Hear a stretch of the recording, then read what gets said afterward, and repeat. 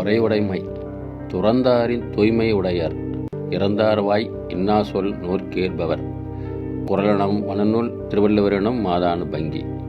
விளக்கம்: வரம்பு மீறி வாயால் தூற்றும் தீய சொற்களை பொறுத்து கொள்பவர் இல்வாழ்க்கையில் வாழ்ந்தாலும் கூட துறந்தவரைப் போல தூய்மை உடையவரே ஆவார்.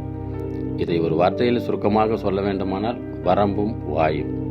இது அடுத்து வருகின்ற ஒளிப்பதிவில் வரம்பும் வாயும் பற்றி ஓர் காட்சியுடன் வேடிக்கையாக காண்பிக்கப்படுகிறது. நன்றி, வணக்கம்.